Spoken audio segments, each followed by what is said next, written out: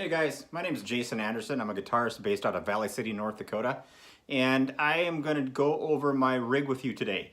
If you are a guitar player, I hope you find it really interesting, and please feel free to ask any questions and I'll answer them the best I can. If you're not a guitar player, you're going to really find this boring.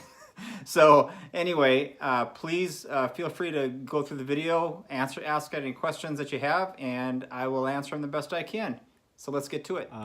Right here is a 24x12 Death or Glory Music Works, which is made by Alex up in Wisconsin. Forgive me, Alex, I can't remember what town you're from, but he plays in a band called Half Empty Glass, and he does an amazing job building pedal boards. They're handmade. You hide the cables all underneath it. There's a lid that is made that goes over the top, and I love it. Does everything I need it to do, and it's portable. That's the important part. Over here on the side, I have a 1/4-inch jack for my input jack, as well as the AC power inlet, and then I also have a power switch, which turns it off and on, which is nice, rather than having to leave it on and unplug it. Over here on the other side of the board, I have my output jack, which goes to the amp. So right here, my first pedal on my chain is my Ernie Ball JHS modded Ernie Ball volume pedal. I'm hoping on getting a THRU-Tone effects volume one of these days, but for right now this does the job, and you know, pretty much it does what it is. I use it for swells. I have it at the very beginning part of the chain, so it just controls the amount of signal going to all the pedals. Here is my trusty old Boss TU2 chromatic tuner, which I've owned forever. It is what it is. It's a tuner. It does a good job tuning. Over here, second in the chain here, coming out of the volume pedal, is my Keeley Compressor Plus. I love it because of the blend knob. I use this for worship in my church, as far as using the blend control and being able to control the amount of compression going into the pedal and then going out is a little is nice. Right here, this is the one I get a lot of questions over. This is a Nobels ODR1 pedal, which is just a standard reissue, a standard $100 reissue pedal. But I had it rehoused by Justin Butler at THRU-Tone Effects in Nashville, and Justin does an amazing job recasing this thing. Anybody that knows the Nobels pedals, they sound great, but they break easy. The case just isn't very good on it. So this is literally bulletproof. I mean, it's amazing. I use that pedal 60%, 65% of the time. That is my main go-to pedal for either single coils or humbuckers. Over here is the Silver Jubilee, or Alexander Silver Jubilee pedal. This is my new favorite pedal. It's based off the 1987 Marshall Silver Jubilee amp and does it to a T. Whether you're a Joe Bonamassa fan, Journey fan, you name it, it covers all those bases, especially in the single coils. It really does a good job at those. Then over here, next in the chain, for those of you who know the Greer Lightspeed, know what it can do. It's amazing. It's a natural overdrive. I use it on my setup to use as a solo boost. So I use it either in front of the Nobels or in front of the Silver Jubilee. I don't stack these two, at least I haven't really yet.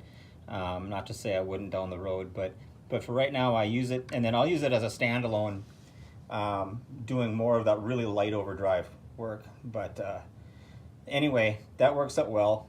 Over here is my reverb controller for my amp, for the woolly coats. Then I go into the MXR 1974 Handwired reissued script logo Phase 90. I love it. I'm just not a chorus pedal fan. I want to be, but but this covers a lot of bases and juices up a lot of things on the solos. Over here, of course, is the Strymon Timeline. Everyone knows what this is. It's world famous, and I use about 8 delays to get me through my day. Over here, my last on my chain is the Strymon Flint. I use this reverb for my worship, for more of a hall setting. I use a trim a lot more than I thought I would. But anyway, it pretty much does all of the things that I need it to do in a portable unit. All the cables are Mogami cables with eminence ends. So I've been a George L fan up until this point. I just wanted to try something a little different, and I am very happy with it. Cables work great. Over here is my amp.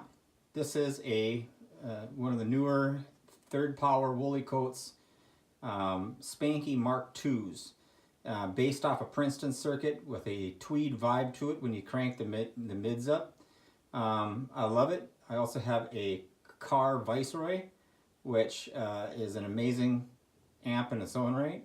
But this is what I happen to have at the house today.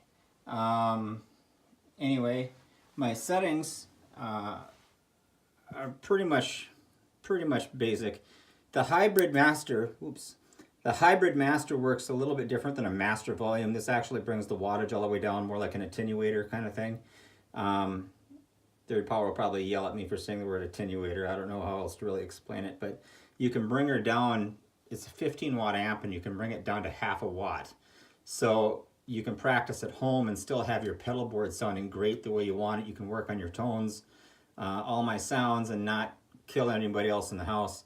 And then you can take it to the gig and open it wide open and sound great. So the reverb, I actually use the reverb here, is a great reverb. I use it for my everyday normal basic reverb, and sounds great. Over here is the bass. We all know what that is. The middle here on this particular amp, that once you get the mid past noon, it brings it into more of a tweed territory as far as tone. So you can really expand a little bit on your volume and get some different sounds and get a nice palette there. The treble, that is what it is. And the volume, I like to crank it and get that nice broken up deluxe Princeton kind of vibe to it that it was meant to have. So I hope you liked it. Please leave any comments or have any questions, let me know, and I will talk to you soon. Thanks.